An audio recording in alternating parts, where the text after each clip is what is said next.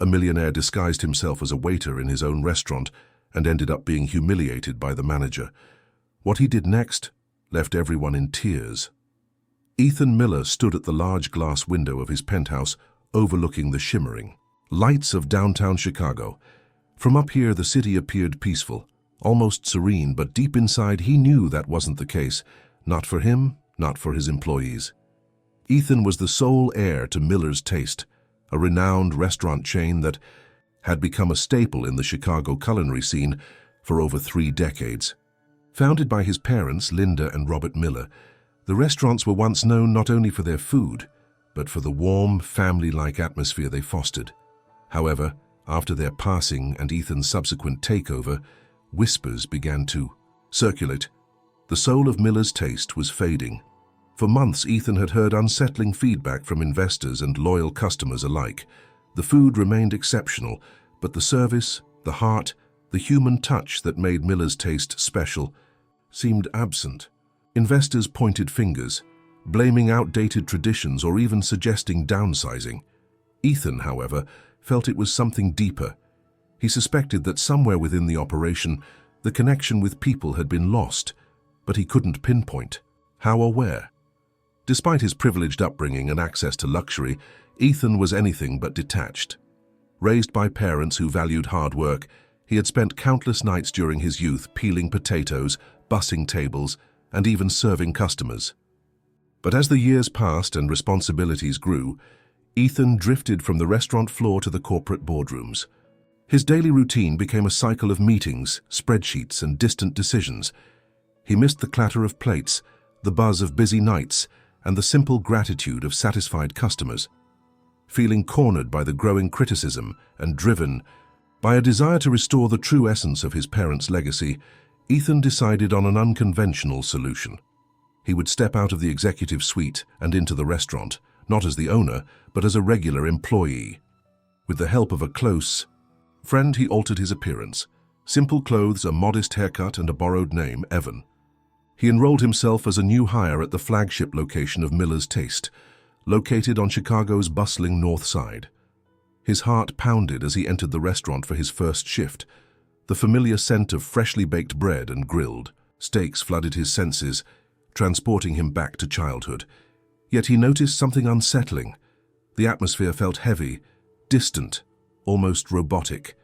There were no warm smiles, no laughter echoing from the kitchen, only a quiet tension hanging in the air.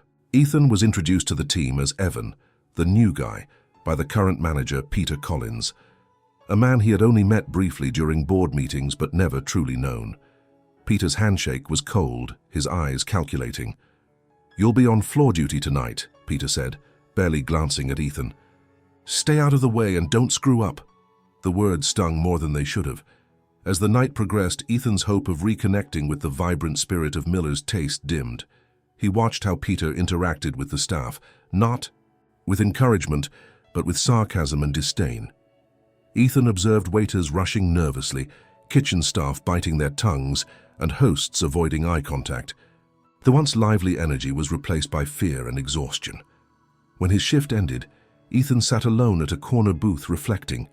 The problem wasn't outdated traditions or changing trends. The problem was here, inside these walls. He realized that if he was to save his family's legacy, he would have to dive even deeper into this hidden world of his own creation. Ethan returned the following evening, determined to blend in and observe every detail. He wore the same modest uniform as the other servers, a simple black shirt, black slacks, and a faded apron that seemed older than some of the staff. The moment he stepped into the kitchen, the tension was palpable. Conversations were hushed the second Peter entered the room. The clatter of pots and the sizzle of food on the grill failed to drown out the oppressive silence that settled whenever the manager was present. It wasn't the usual kitchen rush that Ethan had grown up with. It was something darker, heavier. Peter Collins commanded the restaurant like a tyrant. Tall, with a sharp jawline and piercing blue eyes, he walked with the confidence of someone who believed himself untouchable. His voice was a constant echo of criticism, rarely offering guidance but often humiliating remarks. He hovered over the staff like a storm cloud, ready to strike at the slightest imperfection. The way he addressed the servers was not simply strict, it was degrading. Ethan watched as a young busboy nervously spilled a glass of water near table 7. Without hesitation, Peter grabbed the boy by the arm and whispered harsh words that left the young employee visibly shaken. No one dared to intervene, too afraid of becoming Peter's next target. Ethan worked tables alongside other servers who avoided eye contact and kept their conversations strictly professional. He noticed the speed at which they moved, always glancing over their shoulders, constantly wary of Peter's looming presence. He also realized that Peter micromanaged every interaction, every greeting, every drink order, every plate leaving the kitchen was scrutinized. Mistakes were not met with correction but with ridicule. Ethan watched Peter belittle a senior server for mispronouncing the name of a French wine, forcing the man to apologize in front of a table of guests. It wasn't just the employees who felt the sting of Peter's behavior. Ethan noticed customers, shifting uncomfortably during service, glancing nervously at the staff, sensing the unease. Regulars who used to fill the tables seemed fewer in number. Some even left mid-meal whispering complaints about the tense atmosphere. Ethan realized that his investors were wrong. It wasn't tradition killing the restaurant. It was the rot festering within, fueled by Peter's authoritarian rule. As the evening stretched into the late hours, Ethan observed Emily, a young and diligent waitress whose demeanor stood out. Despite the hostile environment, she maintained a quiet grace, moving efficiently between tables, offering genuine smiles to guests. Ethan could see that her positivity wasn't blind, it was an act of resilience. Peter, however, seemed to take special pleasure in targeting her. Throughout the shift, he criticized her relentlessly, pointing out trivial mistakes, questioning her competence and, at one point, accusing her of costing the restaurant a VIP reservation, when in truth the error had been his own. Ethan saw the flicker of defeat in Emily's eyes, but she refused to break. She pushed through the humiliation, finishing her shift with clenched fists and a forced smile. After the restaurant closed, the staff gathered in the kitchen for the usual end-of-night rundown. Peter paced like a predator, pointing out every flaw, every delay, every supposed failure of the night. His words were sharp and his tone left no room for discussion. No praise, no acknowledgement of effort, only blame. When the meeting ended, Ethan lingered behind, pretending to reorganize cutlery. He overheard fragments of conversations among the staff, whispers about Peter's favoritism, how he blackmailed certain employees into silence, and how everyone feared being next on his list. Ethan's stomach turned.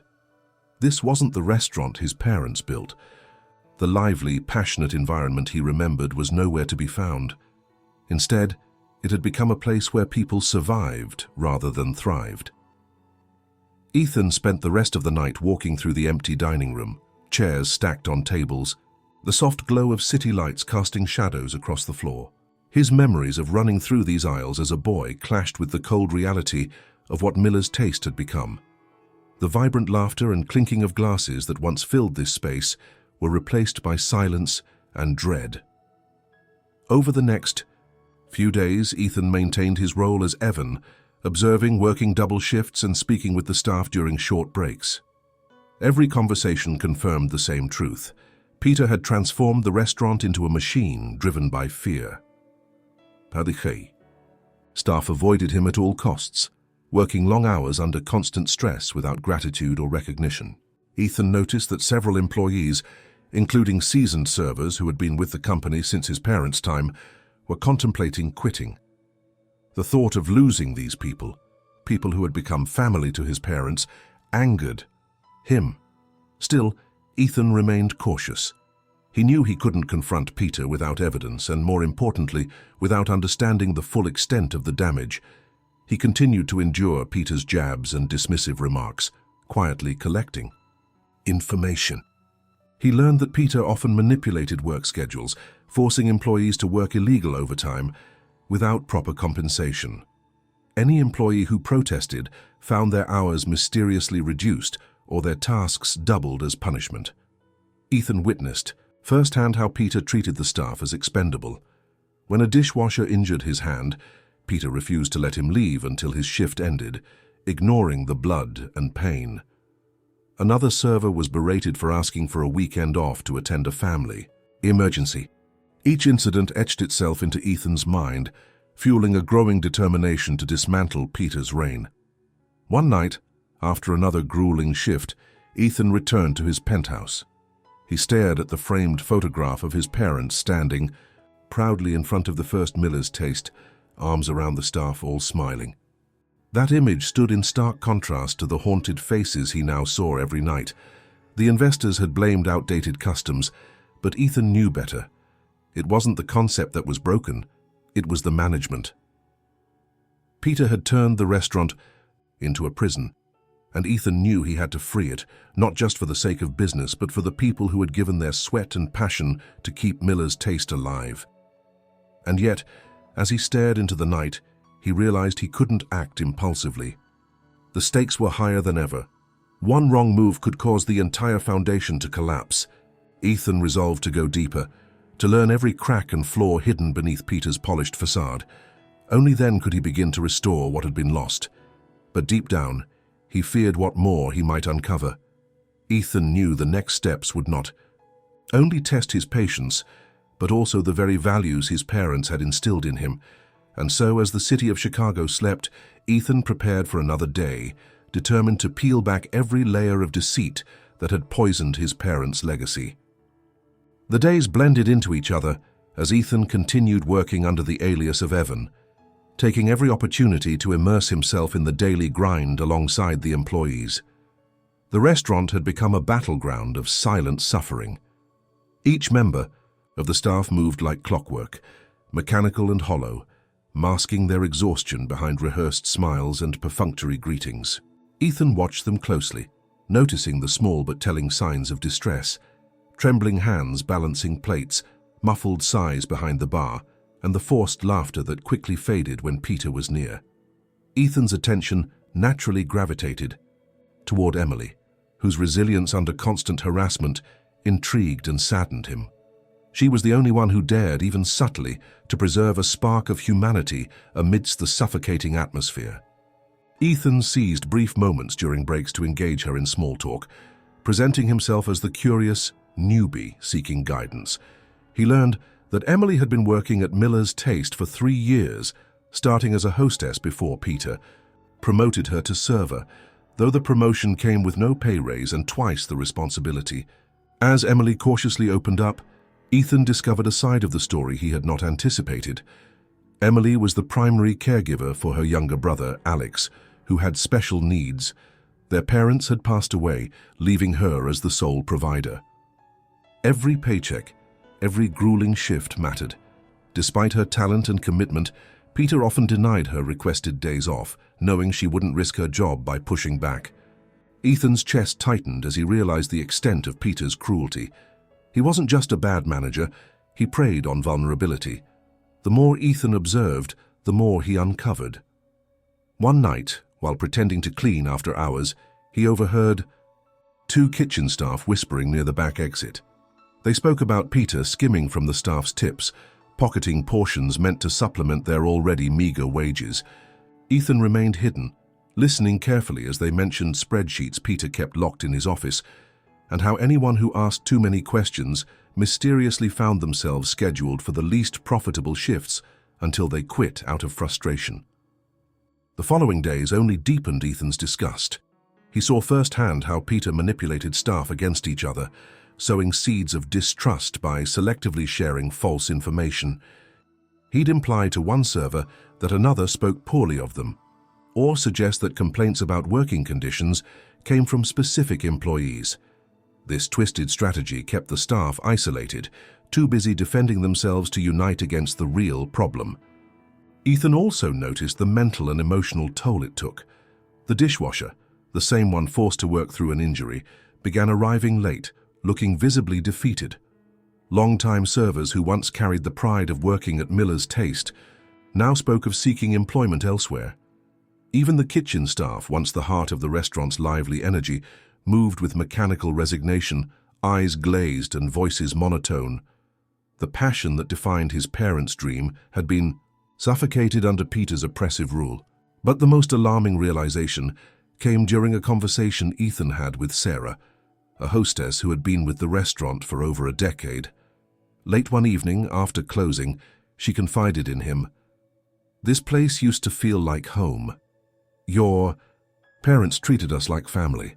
Now we're just numbers. We survive shift to shift." She wiped away a tear, quickly composing herself before walking away. Ethan stood frozen, overwhelmed by the magnitude of what he had allowed to fester under his leadership. Even if indirectly, he felt responsible for not noticing sooner. Ethan's sense of urgency grew, yet he understood that confronting Peter, without concrete evidence and the trust of the staff, could backfire. He continued to play his part, attending meetings as Evan, keeping his head down while mentally noting every injustice. During one particularly brutal shift, Peter accused Emily of mishandling a customer complaint, even though Ethan knew the error was Peter's. In front of the entire team and several customers, Peter berated Emily, reducing her to tears. No one intervened. Ethan clenched his fists but restrained himself, knowing that his time to act would come. That night, as Ethan cleaned the bar, he found Emily quietly sobbing in the storage room. He approached gently, offering a simple, "You okay?" Emily, surprised by the concern, wiped her eyes and nodded. "I just need this job," she whispered. "I can't afford to lose it." Ethan didn't push further, but left the room feeling more determined than ever. He knew he couldn't allow this toxic cycle to continue. Over the next several shifts, Ethan paid closer attention to the senior staff, recognizing a pattern. The older employees, those who had been under his parents' management, still clung to fragments of the old culture: teamwork, pride, a sense of belonging. They were tired, beaten down, but not fully broken. Ethan realized that if anyone could help him restore the spirit of Miller's Taste, it would be them. However, they needed a reason to hope again, and as long as Peter reigned unchallenged, that hope remained out of reach. Ethan also started noticing subtle signs of burnout spreading like wildfire. Small mistakes snowballed into service failures. The kitchen struggled to keep up, not from incompetence but sheer exhaustion. Guests grew increasingly dissatisfied. Negative reviews began piling up online, citing poor service and an unsettling atmosphere. Despite this, Peter's solution was to push the staff harder, threatening firings if numbers didn't improve. Ethan, in disguise, endured it all. He lifted heavy trays, scrubbed dishes when no one was watching, and took every opportunity to support his fellow employees, even if only with a kind word or a small gesture. Slowly, Emily and others began to see him as more than just the clueless new hire. He earned their quiet trust, sharing late-night talks and break-room confessions. Through these interactions, Ethan unearthed even more of Peter's manipulation. How? He falsified schedules to make employees miss important family events. How he reported false incidents to corporate to discredit employees. And how he actively sabotaged any attempt by the staff to seek help. One night, Ethan walked home beneath the cold Chicago sky, consumed by the weight of the truths he had uncovered. He realized the damage went beyond mere poor management. It was psychological warfare. Peter had created an environment where the employees not only feared losing their jobs, but also feared each other. Ethan's parents had built Miller's Taste on loyalty, kindness, and community, yet all of it had been systematically dismantled. By the time Ethan reached his apartment, he was no longer merely an owner observing the problem. He was part of it, now emotionally invested, determined to protect those who had endured so much under his family's name. He knew he couldn't postpone action for much longer. But first, he had to reach deeper, gather irrefutable evidence, and most importantly, rekindle the staff's belief that change was possible. The following morning, Ethan returned to the restaurant, not just as Evan, the new hire, but as a man, on a mission, ready to expose the truth no matter the cost. It was a Friday night, the kind of evening when Miller's Taste used to be a beacon of warmth amid Chicago's cold streets. The restaurant was packed. Every table was filled with customers, seeking an unforgettable dining experience, unaware of the storm brewing behind the kitchen doors. Ethan, fully immersed in his role as Evan, navigated through the chaos with a tray balanced on his shoulder, doing his best to keep up with the high demand. Yet, even amidst the typical Friday rush, the atmosphere remained grim. The staff operated under the constant shadow of Peter's scrutiny, every step haunted by the fear of triggering his ire. Peter was more aggressive than usual, barking orders at servers, snapping at kitchen staff, and hovering like a vulture around the floor, ready to swoop down on any mistake. The pressure on the team was suffocating, and Ethan could feel the tension radiating from every employee. Even the customers seemed to notice, glancing around uncomfortably as the staff scrambled to meet impossible expectations. Midway through the evening, Ethan found himself assisting Emily with a complicated order. The kitchen was overwhelmed, and Ethan offered to help deliver dishes to a VIP table. An influential food blogger, accompanied by investors Ethan himself recognized from past board meetings. As he approached the table, Peter intercepted him. Without a word, Peter seized the tray from Ethan's hands, inspected the plates, and finding a minor presentation flaw, a garnish slightly out of place, launched into a tirade. Before Ethan could react, Peter turned to the entire floor. His voice rose above the clatter of dishes and the murmur of guests. "Everyone pay attention. This is what happens when you hire incompetence," he shouted, gesturing directly at Ethan. Conversations stopped. All eyes shifted toward them. Peter's voice, dripping with contempt, continued. "If you can't even carry a tray properly, you have no business being in this restaurant." Ethan felt the blood drain from his face. His instincts screamed to retaliate, to reveal his true identity and end this charade. Yet he forced himself to remain calm, absorbing the humiliation. His parents had taught him that leadership wasn't about pride, it was about patience and purpose.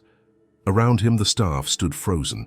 Emily's eyes were wide with horror, while the other servers averted their gazes, afraid to show sympathy. Peter wasn't done. He mocked Ethan further, forcing him to apologize publicly for the supposed mistake. Ethan complied, lowering his head and muttering a forced apology, not for his own ego, but because he knew this was bigger than himself. He needed to see this through. He needed Peter to continue exposing himself. As Peter turned back to the kitchen, satisfied with his display of dominance, Ethan caught the subtle nods of silent support from Emily and a few other employees. They were witnessing, perhaps for the first time, someone enduring what they had suffered in silence for so long. For the rest of the evening, Ethan pushed through the shift, performing his duties flawlessly despite the humiliation. Yet beneath his calm facade, a storm raged. Every order he took, every dish he carried, he did with a growing determination. He no longer simply wanted to restore the restaurant's culture. He needed to dismantle Peter's reign completely. Later that night, during the mandatory staff debrief, Peter recounted the evening's events, exaggerating Ethan's supposed incompetence to further intimidate the team. No one dared to challenge him, but Ethan noticed glances exchanged between staff members, subtle yet telling. Peter's tyranny was wearing thin, and the employees, though still afraid, were beginning to recognize that they were not alone in their suffering. After the debrief, as staff quietly filed out, Ethan lingered. He could hear Emily and Sarah discussing the incident in hushed tones. "Did you see the way he humiliated him?" "That was cruel, even for Peter," Sarah whispered. Emily nodded, her expression troubled. "He's just like the rest of us now, maybe worse. At least we knew what we were getting into."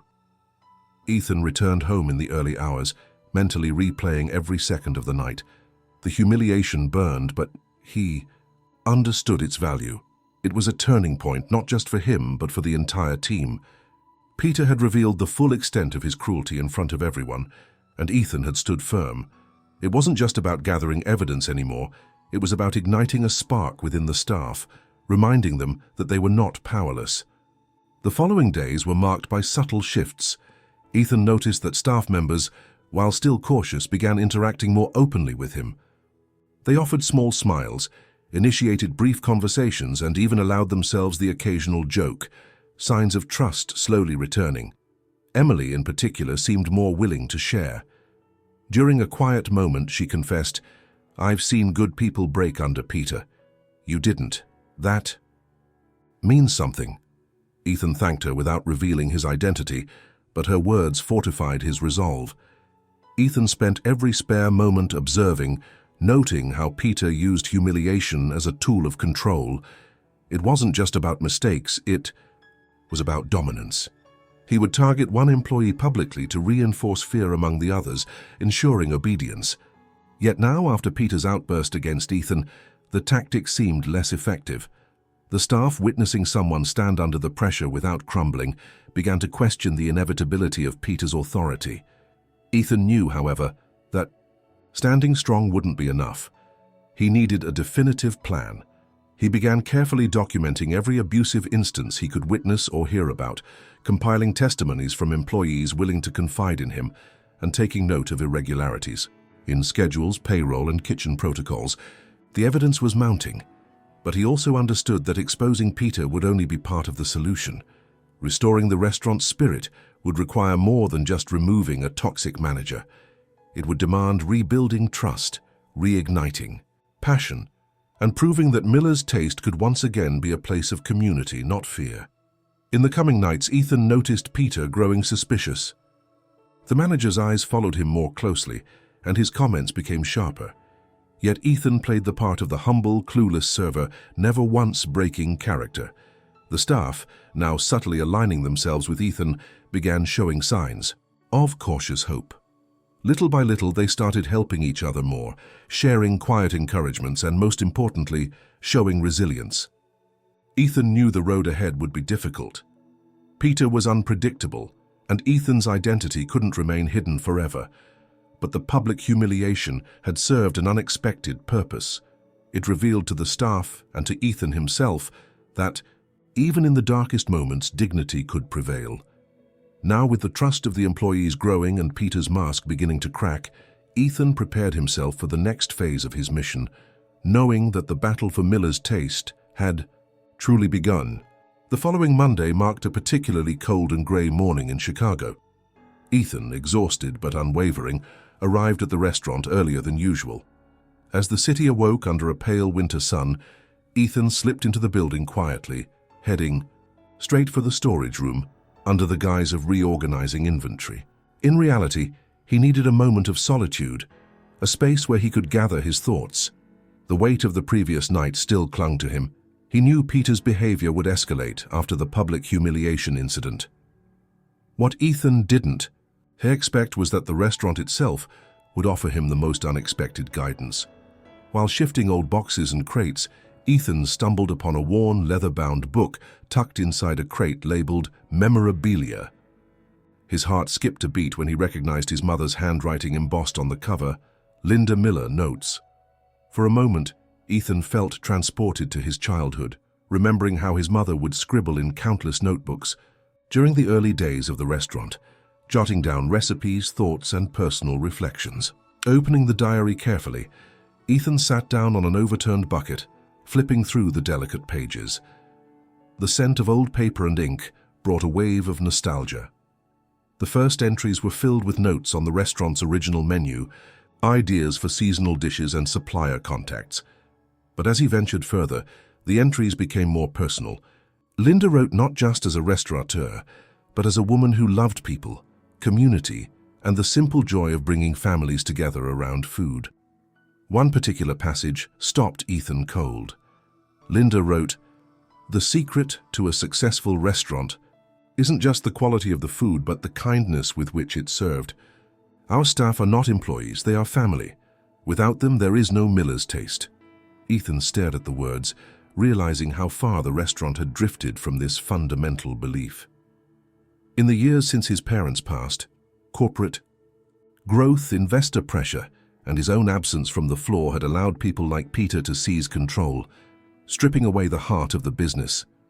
Flipping through more entries, Ethan found dozens of examples of how his parents had personally supported staff members through hardships, helping with medical bills, offering flexible schedules during family crises, and celebrating birthdays and milestones together. Linda emphasized over and over that the soul of Miller's Taste wasn't just in the meals served, but in the lives touched. Ethan realized that somewhere along the way, that ethos had been lost. Worse yet, he had let it happen. He spent the next few hours reading page after page, sometimes smiling at fond memories, sometimes blinking back tears. Linda had documented everything, from hiring Emily's mother years ago as a server to promoting Sarah to head hostess after she overcame a difficult divorce. Ethan saw his own childhood reflected in the pages, remembering how the staff had been part of every holiday, birthday, and milestone in his life. They weren't just employees, they were family. When the staff arrived later that day, Ethan returned the diary to its hiding place, but the words remained etched in his mind. That evening, he moved differently through the restaurant. Every interaction, every task felt more purposeful. When he helped Emily with her tables, he listened more intently to guests' compliments and complaints. When he assisted the kitchen, he made sure to thank the cooks, a small gesture that seemed to catch them off guard. Ethan realized that the staff had been starved of appreciation for so long that even the smallest kindnesses felt revolutionary. Later that night, after closing, Ethan gathered the courage to approach Emily during cleanup. "Do you ever wonder why you stay?" he asked, pretending still to be Evan the server. Emily gave a tired smile. "Because I remember when this place felt like home. I keep hoping it will again." Her words echoed Linda's writings. That hope, however small, was the key Ethan needed. He now knew that despite Peter's oppression, the staff still carried fragments of the old miller's taste within them. Ethan started discreetly applying his mother's philosophy. Instead of just observing, he became more involved. He covered shifts without complaint, assisted the kitchen during peak hours, and volunteered to close when others were too exhausted. He even began sneaking leftover meals to the back alley, where some staff confessed to skipping meals due to low pay. Each small act of kindness rekindled a flicker of the old spirit. He noticed the effects almost immediately.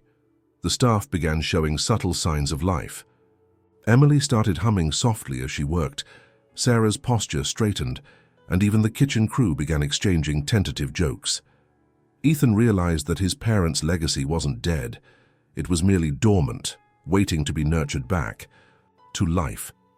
However, he also understood that Peter, sensing a shift, would undoubtedly tighten his grip. Sure enough, Peter's demeanor grew darker. He noticed the change in the staff, the faint smiles, the improved morale, and interpreted it as insubordination. His criticisms became harsher, and his punishments more severe. He started reducing hours for those he deemed too comfortable, and paired the most fatigued workers on difficult shifts, hoping to break their renewed spirit. Ethan suspected Peter feared losing control, especially if the staff regained the strength to resist him. Ethan knew that kindness alone wouldn't be enough. He needed to prepare for something more decisive. His mother's words reminded him that courage and community were powerful tools, but to truly protect the restaurant and its people, he would need to expose Peter fully. Yet, for the first time since this ordeal began, Ethan felt hopeful. He wasn't alone. His parents' values still lingered, and more importantly, the staff still believed, however faintly, that things could change. That night, Ethan returned home and reopened the diary, reading it cover to cover.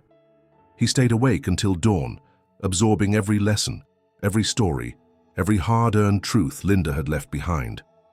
By the time the sun rose over the Chicago skyline, Ethan knew that he wasn't just fighting for the restaurant's reputation. He was fighting for the family his parents had built, the one Peter was systematically destroying. Armed with his mother's wisdom and the rekindled hope of the staff, Ethan was no longer just Evan, the helpless server enduring abuse. He was Ethan Miller, the rightful heir to Miller's taste, determined to reclaim not just a business but a community. And though he knew the battle ahead would be brutal, for the first time, he was ready to confront it head-on. He wouldn't let his parents' legacy be reduced to spreadsheets and quarterly reports. It was time to make their vision a reality once more. Winter deepened its hold over Chicago, and with it, the atmosphere inside Miller's Taste grew increasingly tense. Ethan continued playing the part of Evan, blending into the routine with careful precision. His late-night readings of his mother's diary gave him resolve, but they also made him painfully aware of how urgent it was to act. However, what Ethan hadn't anticipated was the extent of Peter's ambition and betrayal. It wasn't until a week later that Ethan stumbled upon the first clue. One evening, after another grueling double shift, Ethan noticed Peter lingering unusually late in his office. The restaurant was closed, and most of the staff had left. Ethan pretended to mop the dining area while keeping an eye on the office. Door left slightly ajar. Inside, Peter was on a phone call, pacing aggressively. Ethan could only make out fragments of the conversation, but what he heard was chilling. Peter spoke about accelerating the timeline and finalizing the buyout with someone named Mr. Keaton, whom Ethan immediately recognized as a rival investor who had been courting Ethan for years, hoping to buy out portions of the Miller's taste chain. Ethan's stomach dropped. This wasn't just about toxic management. Peter was actively sabotaging the restaurant, orchestrating its downfall to sell it to Keaton. It explained everything: the unbearable conditions, the underpaid and overworked staff, the degradation of service. Peter wasn't simply incompetent, he was deliberate. He was driving the restaurant into the ground to make it easier to sell, likely in exchange for a lucrative deal that would secure him a high-level position or a hefty bonus once Keaton took over. Ethan's mind raced. The situation was far worse than he'd imagined. Peter wasn't just destroying the culture, he was dismantling the very foundation of the business for personal gain. Ethan had suspected manipulation, but he hadn't realized that betrayal was at the core. Knowing he couldn't confront Peter directly without solid proof, Ethan resolved to uncover the full scope of the scheme. The following nights, Ethan remained vigilant. He began covertly following Peter after work, careful not to raise suspicion. His efforts paid off when he trailed Peter to a private dinner meeting with Mr. Keaton at a discreet downtown restaurant. Ethan positioned himself where he could overhear the conversation. Peter spoke openly about plans to close the deal within 2 months, boasting that the staff would be too exhausted or demoralized to resist, and that the buyout would happen before anyone realized what was truly at stake. Keaton, smug and confident, agreed, expressing particular interest in the flagship location due to its prime real estate. Ethan returned home that night shaken, but more determined than ever. He spent the next few days discreetly gathering evidence. He revisited his mother's diary, hoping for guidance, and found an old but still valid legal clause. Any major transaction involving Miller's taste required the approval of the board and a full internal audit, a safeguard his parents had implemented to protect against predatory deals. Ethan realized that if he could document Peter's sabotage combined with proof of collusion with Keaton, he could not only block the sale but legally remove Peter from the company altogether. Simultaneously, Ethan began strengthening his bond with the staff.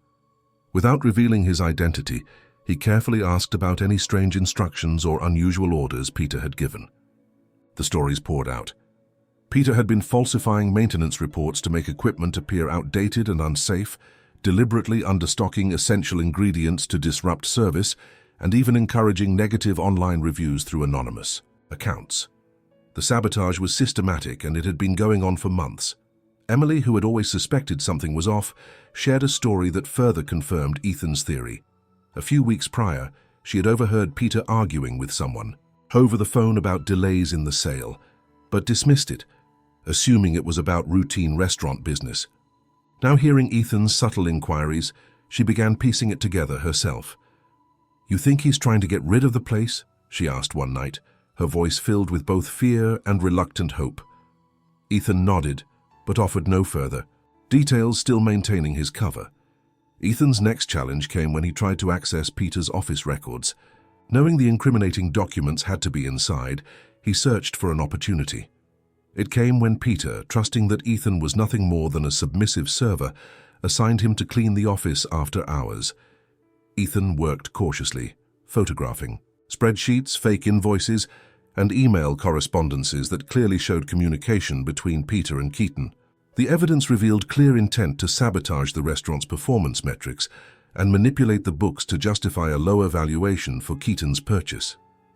As Ethan sifted through the documents, he discovered another devastating fact. Peter's plan wasn't limited to selling the flagship location. He had already prepared documentation for the sale of 2 additional branches, including one operated by Sarah, the loyal hostess who had dedicated years to the business. The betrayal extended beyond the flagship. It threatened the entire chain and the livelihoods of dozens of employees. Armed with this damning information, Ethan could have immediately exposed Peter to the board. But he knew that timing was crucial. If he acted too soon, Peter might twist the narrative, blame the staff for poor performance, or even claim Ethan's involvement as Evan was part of the problem. Worse, without the staff fully trusting Ethan, a sudden revelation could backfire. Instead, Ethan decided to play a dangerous but necessary game. He would continue gathering evidence while slowly regaining the staff's faith, preparing them for the moment when the truth would be unveiled. He began encouraging them discreetly, reminding them of the early days of the restaurant, hinting at the values Linda and Robert Miller had instilled. Emily, Sarah, and even the usually cynical kitchen staff began responding positively, sharing memories of when Miller's taste felt like a second home. Meanwhile, Peter grew increasingly agitated, sensing but not identifying the shift in the atmosphere. He tightened schedules, implemented stricter rules, and increased surveillance. But the staff, fortified by Ethan's subtle leadership, began showing resilience. They helped each other more, pushed back gently against unreasonable demands, and shared quiet glances of solidarity. The storm was brewing, and Peter didn't realize it. Ethan knew that the climax was approaching. Peter's meeting with Keaton was scheduled to finalize the deal in just under 2 weeks. The clock was ticking. Every night, Ethan returned to the diary, seeking reassurance and strength from his mother's words. "Family isn't just blood," she had written. "It's who you fight for when no one else will." Ethan had always thought of the restaurant as just a business. Now he understood it was so much more. He was no longer just the owner in hiding. He was a leader, silently rallying his family back from the brink. And when the time came, Peter would not only be exposed, but would finally be held accountable for every ounce of suffering he had inflicted. Ethan was ready to bring the truth into the light, but he would do it on his terms, and at the perfect moment when neither Peter nor Keaton could escape. The countdown had officially begun. In the days following the discovery of Peter's plan, Ethan operated with a quiet intensity, using every shift as an opportunity to reclaim the spirit of Miller's taste from within. He continued to wear the uniform of a humble server, his identity still hidden beneath the mask of Evan, but his actions were now calculated, deliberate. He was no longer just observing, he was orchestrating a silent rebellion. Ethan focused on rebuilding trust among the staff, one employee at a time. He spent every break listening carefully to their stories, encouraging them to voice frustrations they had long silenced. Slowly, he gathered more details about Peter's manipulations. Ethan learned how Peter forged maintenance reports to show equipment as faulty when it was perfectly serviceable, leading to service delays that frustrated customers and demoralized staff. He discovered how Peter cut supply orders short, knowing full well that missing ingredients would compromise dishes and customer satisfaction. He even learned that Peter had been bribing select employees with small perks to remain loyal and report back any signs of resistance among the staff. Despite the gravity of these revelations, Ethan remained cautious. His goal wasn't just to expose Peter, but to restore the faith of those who still carried hope, however faint. He spent late nights helping the kitchen staff clean after hours, offering support during overwhelming rushes, and consistently showing the team that there were still people who cared. These small but sincere gestures did not go unnoticed. Emily, who had become one of the most vocal targets of Peter's cruelty, began to confide in Ethan more openly. Sarah and other senior employees, once cautious, started reminiscing about the early days of the restaurant without fear, as if Ethan's presence somehow made it safe again. One evening, while taking a brief break near the back alley, Emily revealed something that made Ethan's pulse quicken. She confessed that Peter had approached her, offering a bribe to stay silent if she noticed any unusual activity among the staff. He warned her that big changes were coming and implied that those who cooperated might be rewarded. Emily's disgust was evident, but so was her fear. Ethan reassured her, though without breaking character. He simply promised, "It won't always be like this." Ethan realized that the staff were desperate for someone to believe in. The betrayal they felt wasn't just because of Peter. It was also because they had long assumed no one from the higher-ups cared. Ethan's absence over the years had left a vacuum Peter had easily filled. Now, standing shoulder to shoulder with them, Ethan saw firsthand the pain that came from abandonment. He knew his parents would have never allowed this. Determined to right the wrongs, Ethan began quietly shifting the dynamic within the restaurant. Without Peter noticing, Ethan organized small moments that restored humanity to the staff's workdays. He arranged for leftover food to be shared among employees before it was discarded, encouraged group meals during breaks, and celebrated small victories like a successful dinner rush or a customer compliment. He even started leaving anonymous notes of encouragement in employee lockers, reviving a tradition his mother used to do. The response was immediate, albeit quiet. Employees began helping each other more willingly. The kitchen staff, once silent and robotic, started exchanging inside jokes again.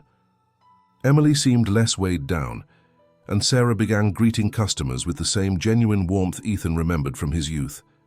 It was far from a full recovery, but the cracks in Peter's oppressive regime were starting to show.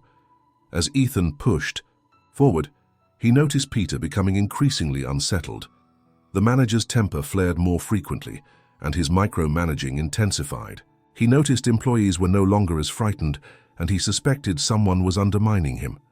Ethan took advantage of Peter's paranoia, acting as the perfect fool, pretending to be overwhelmed by simple tasks while secretly rallying the team behind him. One critical night, Ethan arranged a quiet meeting after closing, gathering Emily, Sarah, and several other trusted employees. Without revealing his full identity, Ethan told them what they had long feared but never fully confirmed: Peter was deliberately sabotaging the restaurant for personal gain. The room fell silent as Ethan laid out the details, backing up every claim with the evidence he had gathered. At first there was disbelief, but it quickly shifted to anger and heartbreak. Emily clenched her fists, tears threatening to spill. Sarah, usually composed, looked devastated. "We gave everything to this place," she whispered, "and he's selling us out." Ethan nodded, adding, "But you're not alone. We can stop this. We just have to stand together." What followed was a powerful moment of collective resolve.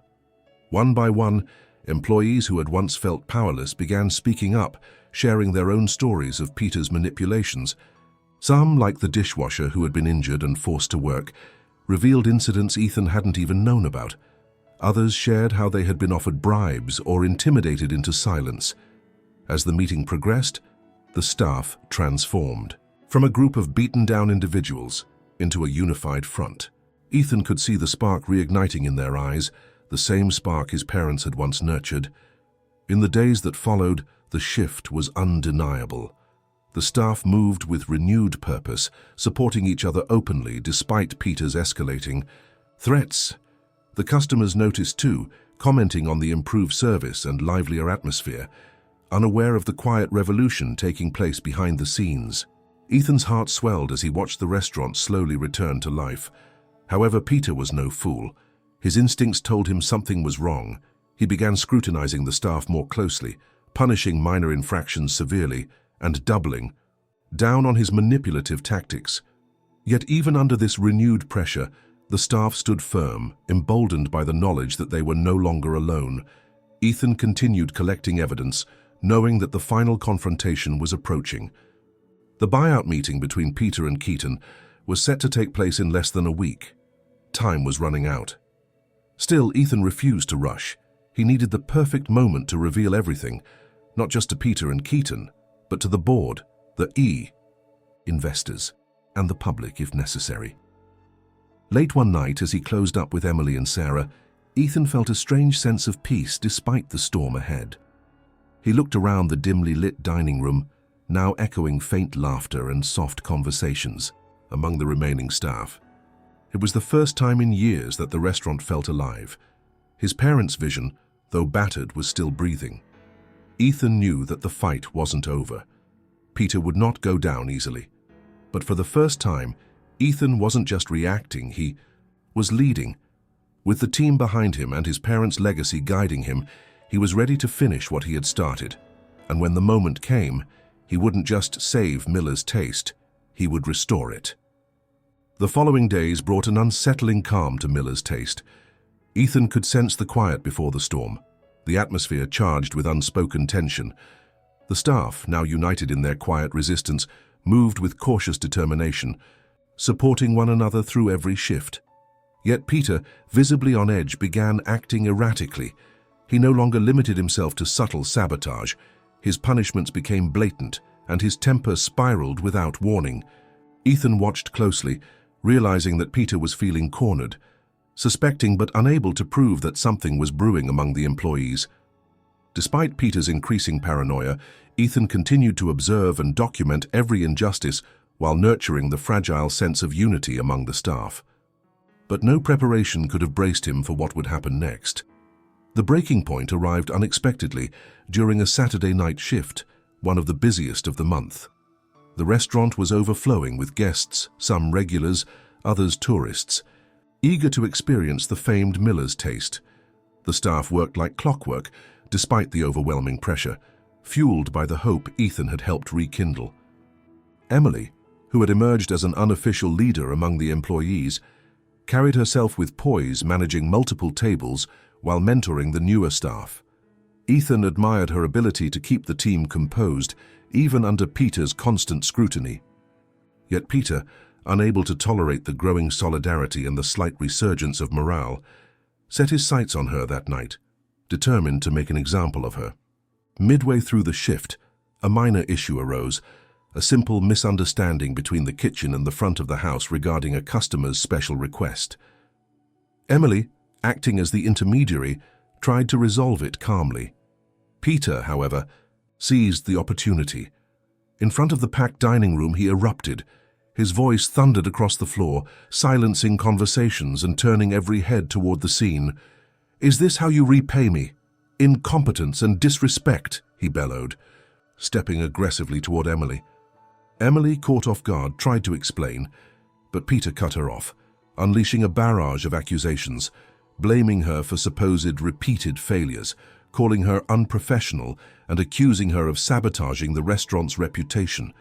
Ethan froze for a heartbeat, rage surging within him, but he knew he couldn't intervene yet. He watched as Peter's words pierced deeper than intended, pushing Emily past her limits. The humiliation unfolded mercilessly. Emily stood trembling, fighting back tears as customers watched in uncomfortable silence. Peter, relentless, ended his tirade with a devastating blow. He fired her on the spot. "You're done here. Get out of my restaurant." His words echoed like a verdict, sending shockwaves through both the staff and the customers. Emily, too, stunned to speak, simply turned and fled toward the kitchen, leaving her apron on the floor. The silence that followed was suffocating. Ethan, though desperate to act, maintained his composure. He knew that revealing himself at that moment would risk everything. Instead, he moved instinctively to stabilize the team. He calmly directed the other servers to continue attending tables, whispered reassurances to the kitchen, and ensured the evening limped to an end without further catastrophe. But inside, he burned with anger and guilt. He had hoped to shield Emily until the reveal.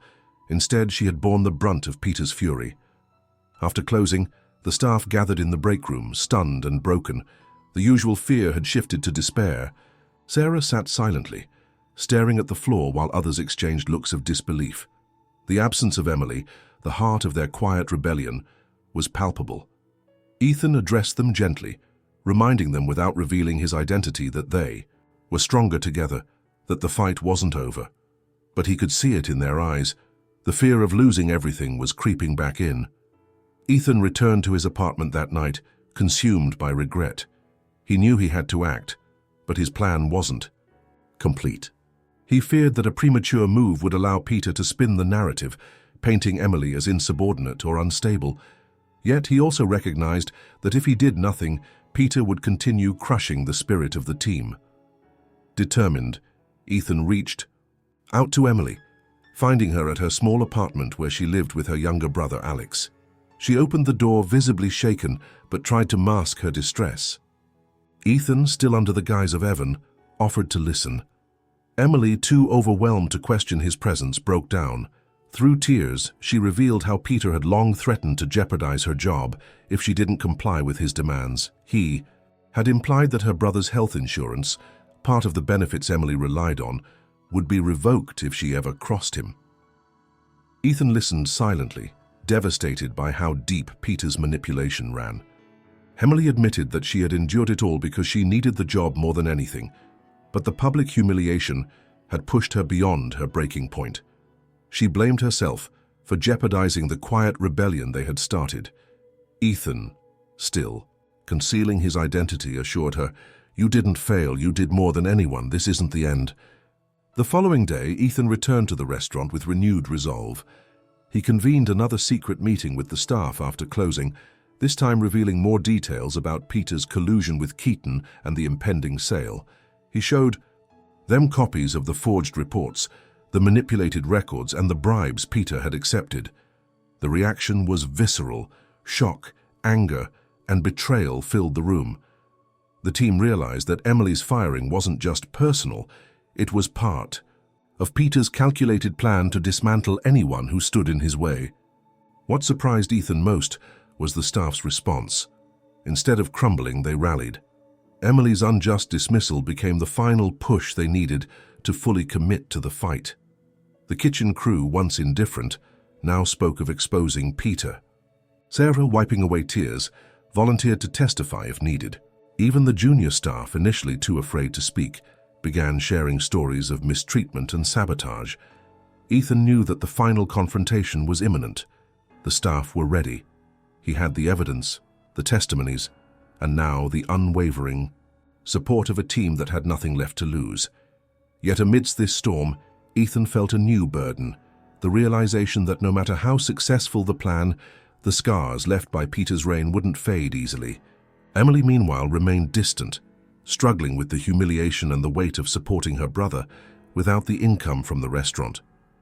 Ethan debated revealing his true identity directly to her, but decided to wait. He needed the timing to be right. He needed her to see that this wasn't just about avenging her humiliation, it was about restoring the heart of the place she once called home. As the restaurant prepared for what would likely be one of its most pivotal weeks, Ethan stayed late after every shift, walking the empty dining room, imagining his parents standing beside him. He could almost hear his mother's voice, reminding him that leadership was about sacrifice, about doing what's right even when it's hard. Ethan wasn't just fighting for a restaurant anymore, he was fighting for the people who had built it, for those who had suffered in silence, and for the legacy of his family. The countdown to Peter's downfall had entered its final phase, and this time there would be no more hesitation. The week leading up to the impending buyout was unlike any Ethan had experienced since returning to Miller's Taste. The quiet strength of the staff, though admirable, was now overshadowed by the shock of Emily's abrupt dismissal. Ethan saw the determination in their eyes, but also the weariness. He knew the restaurant could only hold together for so long before crumbling under Peter's growing oppression. As he continued working behind the scenes, another revelation surfaced, one that would change the course of everything. It happened late one night after closing. Ethan remained in the kitchen helping clean up when Sarah discreetly approached him, glancing over her shoulder as if expecting Peter to emerge from the shadows. In a whisper, she asked, "Can I trust you?" Ethan, without hesitation, nodded. What Sarah revealed left him stunned.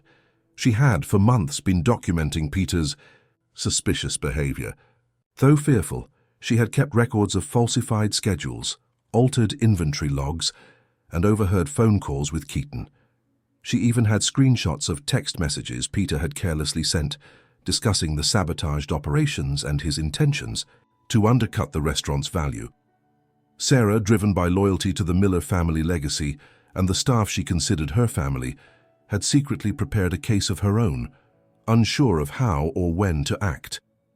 Upon seeing Ethan's efforts, though unaware of his true identity, she sensed he was not just another powerless employee, but someone genuinely committed to stopping Peter.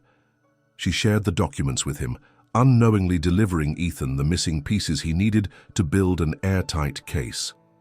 Ethan spent the entire night cross-referencing Sarah's findings with the evidence he had already gathered. Together, it painted a horrifying but clear picture. Peter wasn't just preparing to sell the flagship restaurant, he had conspired with Keaton to liquidate the most profitable locations under the guise of financial strain, pocketing bribes and cutting backroom deals without the board's approval. Ethan also discovered that Peter had gone as far as creating false negative reviews online under pseudonyms to lower customer ratings intentionally, feeding Keaton the narrative that the business was failing organically. By the next morning, Ethan knew there was no turning back. The web of deceit Peter had spun extended far deeper than mere toxic management. It was corporate theft, manipulation, and betrayal of the worst kind. But what struck Ethan the hardest was realizing how close he had come to losing everything. His parents built. The people who had stood by the Miller family, who had treated him as one of their own growing up, were on the brink of collapse because of his own absence. Armed with this irrefutable evidence, Ethan planned his next move. Before confronting Peter or Keaton directly, he needed to solidify the loyalty and readiness of the staff.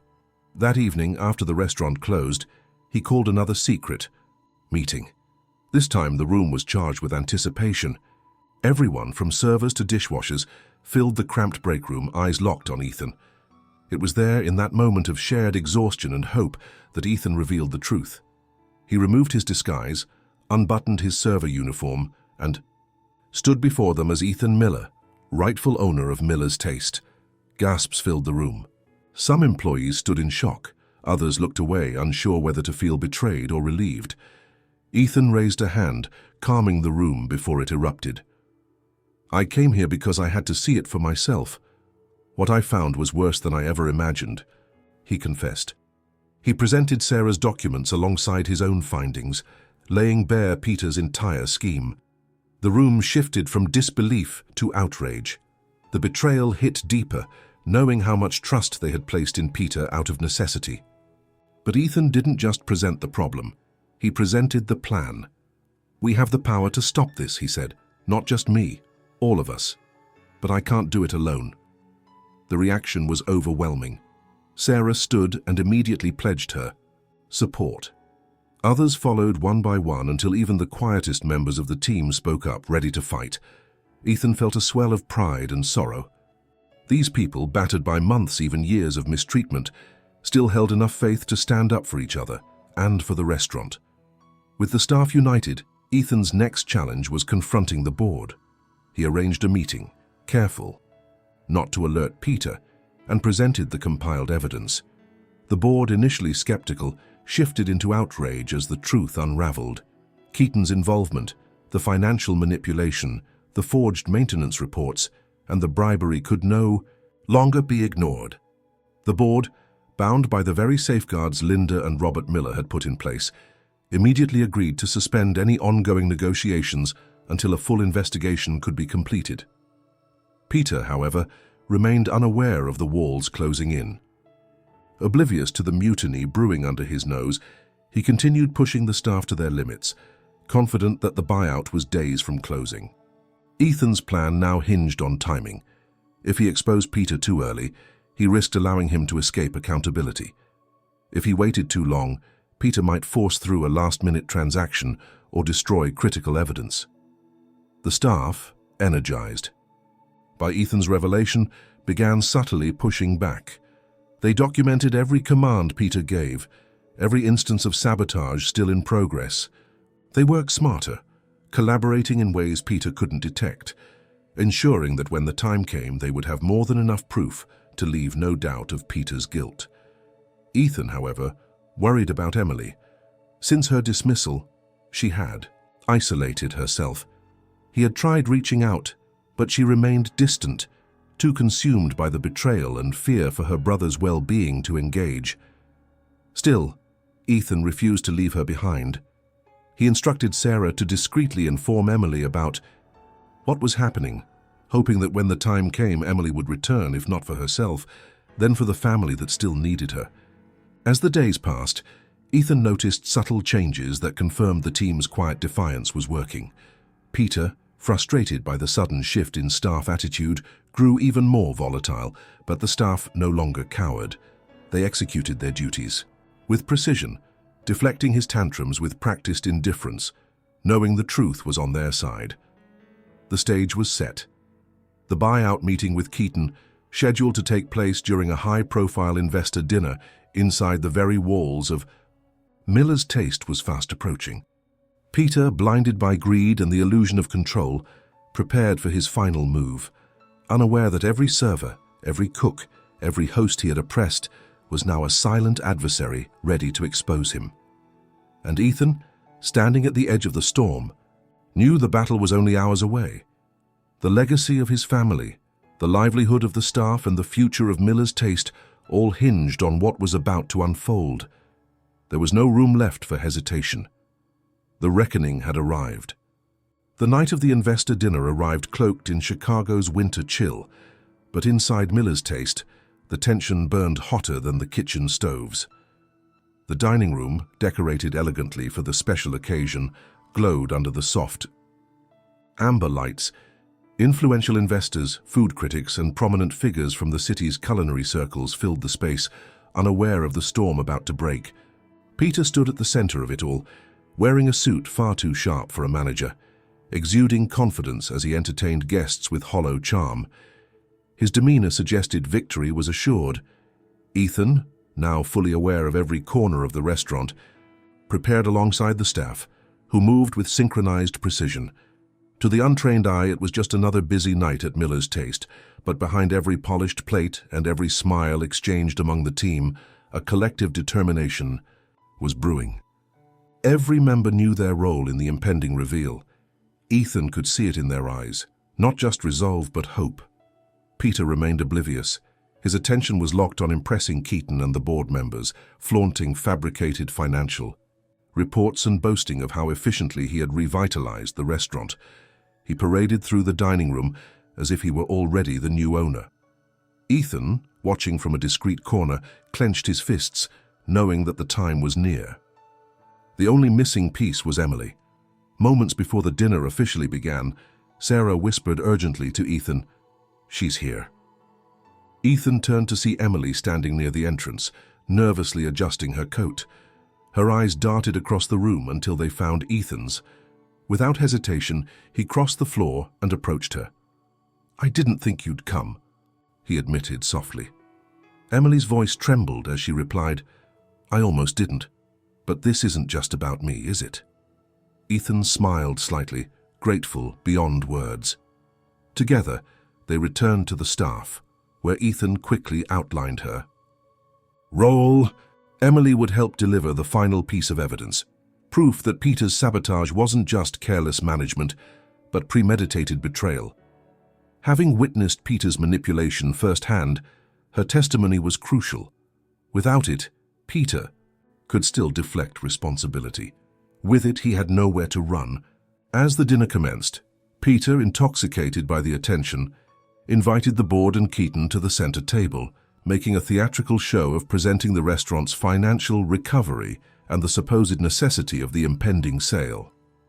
Keaton, smug and certain, played along, knowing that the evening would likely conclude with him securing the flagship location for a fraction of its true value. Ethan watched, letting Peter build his castle of lies brick by brick. Then, with a subtle nod to Sarah, the carefully planned sequence began. The staff, under Ethan's direction, activated hidden microphones connected to the restaurant's sound system. Without Peter noticing, the dining room quietly hushed as Ethan stepped forward, no longer disguised as Evan the server, but as Ethan Miller, owner and heir. "Good evening," Ethan began, his voice steady but filled with emotion. Heads turned. Conversations ceased. Even Peter froze mid-sentence, staring at Ethan in disbelief. "I'm sure many of you know me, but for those who don't, I'm Ethan Miller." A ripple of shock moved through the room. Investors and board members exchanged confused glances. Peter's eyes narrowed as realization dawned. Ethan continued. "For the past weeks, I've worked alongside the incredible people who make this restaurant what it is. Tonight, You were supposed to witness a fraudulent sale engineered by Peter Collins and his accomplice, Mr. Keaton, who conspired to dismantle my family's legacy for personal gain." Gasps echoed across the room as Ethan signaled Sarah, who immediately displayed the evidence collected. Financial statements, fake maintenance reports, falsified schedules, and communications between Peter and Keaton. The documents were projected onto a screen that Sarah had discreetly arranged earlier. The entire dining room became an impromptu courtroom. Peter tried to interrupt, raising his voice to protest, but Ethan lifted a hand. "You'll have your turn, Peter, but first, let's hear from someone who has suffered under your leadership." Ethan gestured to Emily, who bravely stepped forward. Her voice trembled at first, but as she recounted her experiences, from the harassment to the manipulation, and finally the cruel public firing, strength returned to her words. "We endured because we believed in this place," she said, eyes glistening. "We endured for the customers, for each other, not for you." Her testimony, raw and honest, silenced any remaining murmurs of doubt. Peter's composure crumbled. He tried to dismiss the accusations as fabrications, calling Ethan desperate and accusing the staff of betrayal. But Ethan calmly unveiled the final blow, a voice recording of Peter's meeting with Keaton, where he explicitly discussed sabotaging the restaurant to force a sale. The room listened in horrified silence as Peter's own voice condemned him. By the time the recording ended, Peter stood alone, exposed and powerless. The board members, furious and humiliated, announced an immediate suspension of Peter pending a formal investigation. Keaton, realizing the deal was dead and his own reputation at risk, quietly excused himself, avoiding the storm he knew was about to engulf Peter. As the staff stood together, side by side, tears welled in Sarah's eyes. Emily, though visibly overwhelmed, stood tall. The dining room erupted, not in chaos but in applause. Customers, some of whom had witnessed Peter's cruelty firsthand, rose from their seats, clapping for the staff who had endured, for the owner who had returned, and for the truth that had finally been brought into the light. Peter was escorted out under the watchful eyes of the board, leaving behind the empire he had tried to steal. The staff, though exhausted, embraced each other. The victory wasn't just Ethan's, it was theirs. Later that night, when the restaurant had emptied and only the staff remained, Ethan stood before them not as their employer, but as one of them. "I can't undo what's been done," he said, "but together we will rebuild. Not just for Miller's taste, but for all of you. For us." No one spoke for a moment. Then Emily stepped forward, nodding. "For us," she repeated. And just like that, amid the quiet hum of a city unaware of the miracle that had just unfolded, Miller's taste found its heartbeat again. Ethan knew the battle wasn't over. Rebuilding would take time. But the hardest part was done. The truth was free, and so were they. In the days that followed Peter's exposure, Miller's taste was filled with a strange silence, the kind that comes after a storm. The dust was far from settled, but for the first time in months the silence felt like relief instead of tension. Peter was gone, facing legal consequences, and the board had suspended all pending transactions involving the chain. Yet, the staff remained in limbo, unsure of what would come next. They had endured, they had survived, but now they stared into an uncertain future. Ethan knew this was the most fragile moment of all. He spent his days at the restaurant, not as an absent owner or a distant figure, but among the team, working shoulder to shoulder with them as he had during his weeks undercover.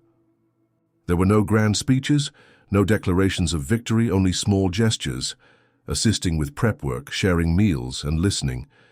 He understood that trust, once broken, could not be mended overnight. Emily, though reinstated officially by the board's orders, remained distant. She returned to work, performing her duties with professionalism, but Ethan noticed how guarded she had become. He couldn't blame her.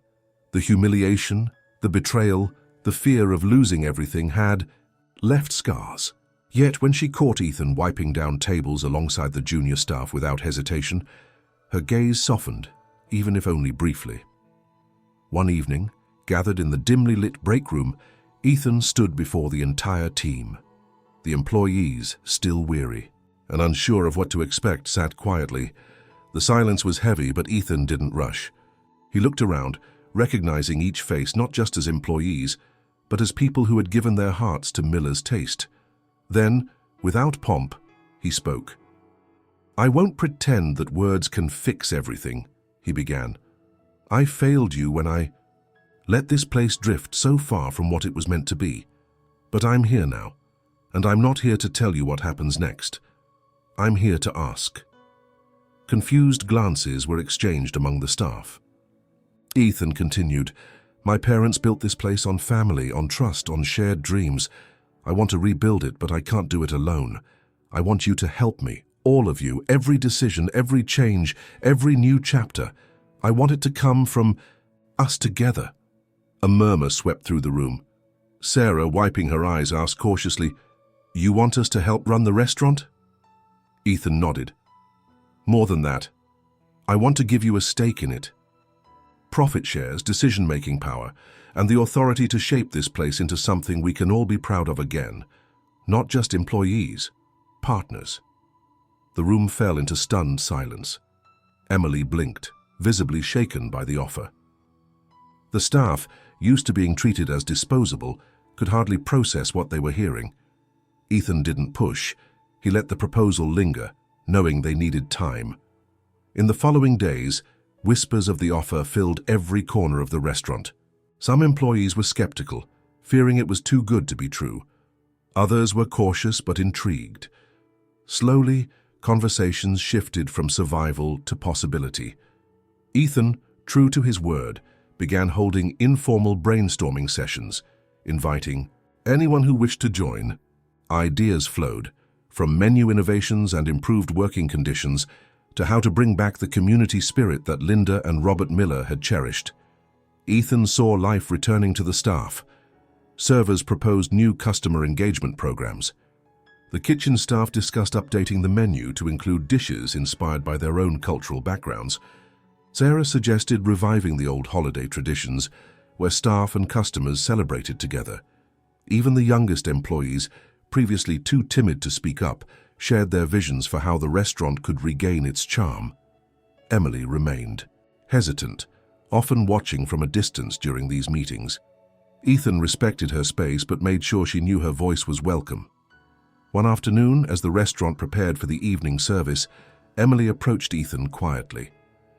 "If we do this," she said cautiously, "it can't be just for appearances. It has to be real." Ethan met her gaze without flinching. "It will be," he promised. Word spread beyond the staff. Loyal customers who had witnessed the turmoil began returning, curious about the changes. Regulars, who had avoided the restaurant due to its oppressive atmosphere, came back, greeted by a team that, despite its wounds, showed genuine warmth. The board, initially hesitant about Ethan's unconventional approach, saw the gradual return of patrons and began to support the new model, impressed by the staff's enthusiasm and the revived atmosphere. As the partnership took shape, Ethan worked side by side with the team to formalize the structure. Staff members were involved in financial discussions, menu redesigns, and even scheduling. For the first time, decisions were made not behind closed doors but openly, with input from those directly affected. Ethan's parents had always believed that the restaurant was more than just a business. Now that belief was becoming reality again. Emily, Sarah, the kitchen crew, and even the shyest hosts and servers became active participants in shaping the restaurant's rebirth. The oppressive energy that once haunted Miller's taste was replaced with a sense of ownership, pride, and cautious optimism. Ethan often found himself reflecting on the diary of his mother. In every choice, he asked himself what Linda and Robert would have done, and in every step forward he felt their presence. The restaurant wasn't just reviving, it was transforming. And yet Ethan knew that healing would take time. The wounds left by Peter's cruelty couldn't be erased overnight. There were moments when old fears resurfaced, when staff hesitated before speaking up, afraid of punishment. But with each decision made together, with every small victory, those fears diminished. The turning point came during a staff meeting when Emily, for the first time, volunteered a suggestion. She proposed creating a fund jointly managed by the staff, to support employees during emergencies, a reflection of the care Ethan's parents had once extended quietly to their team. The room erupted in agreement, and in that moment, Ethan saw the walls of hesitation begin to crumble. Miller's Taste was no longer just Ethan's restaurant, it belonged to all of them. And as the city outside remained cold, inside the walls of the restaurant, warmth was returning, slowly, steadily, and for the first time in a long while together. As the bitter Chicago winter began to loosen its grip, so too did the atmosphere. Inside Miller's Taste began to shift from survival to renewal. The early weeks of rebuilding were marked by cautious steps. The staff, though grateful for Ethan's proposal, still carried the weight of Peter's long shadow. Old habits, glancing, nervously over shoulders, hesitating before speaking, suppressing creative ideas, were slow to fade. Ethan recognized the fragility of the situation and remained patient, encouraging every small act of confidence as if it were a monumental victory. The transition to a staff-involved model wasn't smooth. Arguments flared during meetings as opinions clashed, especially between older employees who were deeply tied to Linda and Robert's vision, and younger staff who saw opportunity for modernization. Ethan navigated these tensions carefully, reminding everyone that disagreements were not signs of division, but proof that they cared. He emphasized repeatedly, "This isn't about going back. It's about building forward." The physical space of the restaurant also began to change. Walls once decorated with cold corporate artwork were replaced by photographs from the early days of Miller's Taste. Pictures of smiling staff, community events, and handwritten menus from Linda herself. Emily suggested that the restaurant dedicate a wall to the stories of every employee, past and present, who had contributed to its legacy. Soon the staff gathered after hours, sharing memories, laughing, and sometimes crying as they assembled the collage. For many, it was the first time in years they felt seen. The menu, which had grown stale under Peter's rigid control, became a canvas for collaboration. The kitchen staff, previously silenced, proposed dishes inspired by their families and cultures. Ethan watched with pride as the team experimented with new recipes, combining tradition with innovation. They even revived Linda's signature dessert, her famous apple tart, but added a twist inspired by one of the sous chefs, earning enthusiastic approval during the first staff tasting. Beyond the walls of the restaurant, word spread quickly, through Chicago's culinary community. Former patrons returned, curious to see if the heart of Miller's Taste could really be restored. What they found wasn't the perfect restaurant it had once been, but it was alive. Guests noticed how the servers smiled not out of obligation, but with genuine warmth. The food, while still evolving, carried the unmistakable taste of care. Customers stayed longer, engaging with staff, sharing old memories of the place, and leaving with promises to return. Ethan remained ever present, not behind an office door but among the team. He scrubbed floors, plated dishes, and carried trays alongside them. His humility resonated deeply, especially with the older employees, who had known him since childhood. Emily, though still reserved, grew more comfortable around him, occasionally sharing thoughts during meetings or offering suggestions without being prompted. Sarah, reinvigorated by the changes, emerged as a natural leader, guiding younger employees and ensuring that the restaurant's renewed culture wasn't just a temporary phase. One evening, after an especially busy service, the staff gathered for an impromptu dinner in the break room, sharing food and stories. Laughter filled the air. Ethan sat quietly, watching as the very people who once avoided each other's eyes now joked and teased like a family. Emily, noticing his reflective expression, nudged him gently. "You look like you've seen a ghost," she teased. Ethan chuckled softly. "In a way, I have. My parents would have loved this." Yet amidst the progress, challenges remained. Financially, the restaurant still faced uphill battles. The damage Peter inflicted couldn't be undone overnight. Ethan met regularly with the board, now far more supportive, to discuss strategies. The idea of profit sharing initially worried some investors, but the visible transformation of the staff and the slow but steady return of loyal customers began to sway even the most skeptical. Ethan refused to sacrifice the staff's newfound empowerment for short-term gains, knowing that genuine recovery could not be rushed.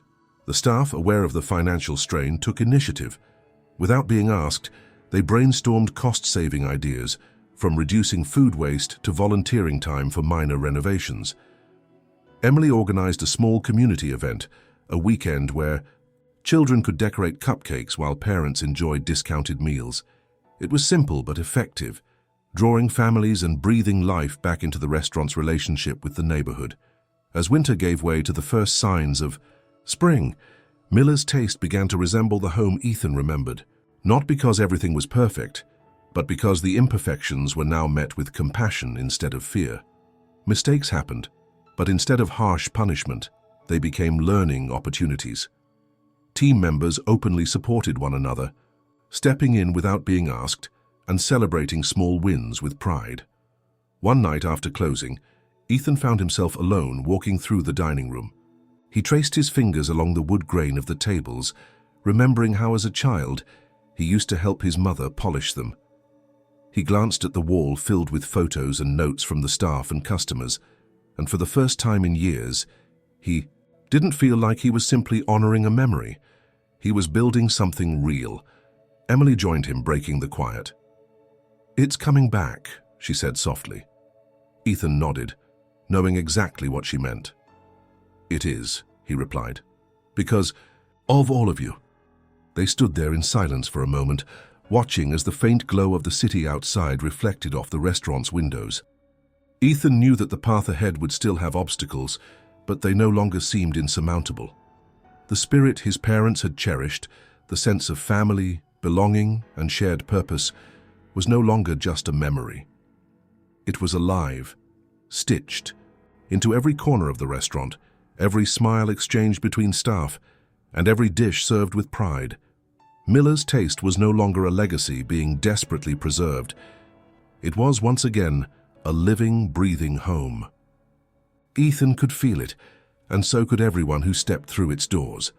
The rebirth was not just symbolic, it was real, and it was only just beginning.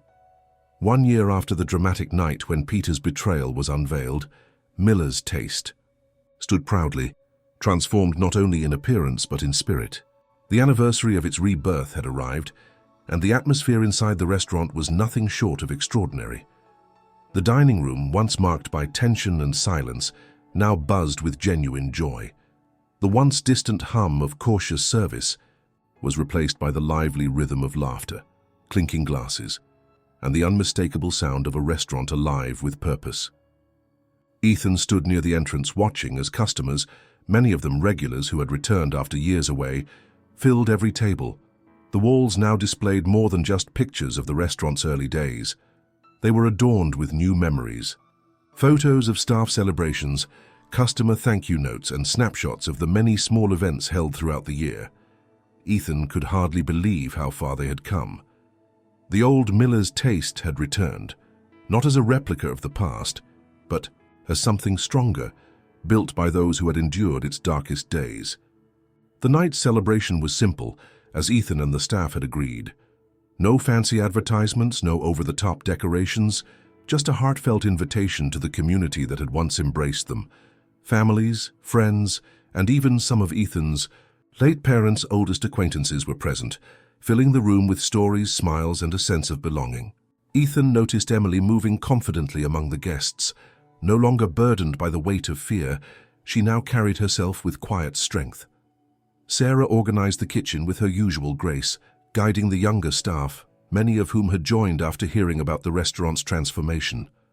Ethan could see that what they had built was no longer dependent on him alone. It was alive through every person in the room. As the evening reached its peak, Ethan gently called for everyone's attention. The room fell silent, save for the soft crackle of the fireplace they had installed to replicate his parents' original design. Ethan stepped forward, standing under a faded but cherished photograph of Linda and Robert Miller, smiling outside the very first Miller's Taste. "I don't have many words tonight," Ethan began, his voice steady but laced with emotion. "You've all lived this journey with me. A year ago we stood here not knowing what would become of this place. Many of you were tired, hurt, and unsure if this restaurant could ever be home again. I was too. He paused, scanning the faces before him. Employees, customers, and friends watched intently. But I learned that a restaurant isn't just about food or business. It's about the people who fill it, those who laugh, cry, work, and celebrate within these walls. I saw my parents' dream come back to life through each of you. Ethan's eyes found Emily, who stood at the back, nodding slightly. Sarah, holding back tears, stood beside the kitchen staff.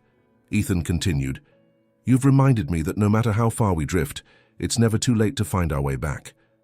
The room, thick with emotion, erupted in applause. But before Ethan could step back, Sarah whispered something to Emily, who nervously approached the front. Ethan stepped aside, surprised, as Emily addressed the crowd. "I think I speak for all of us when I say," she began, clearing her throat, "that we're not just employees here, we're family.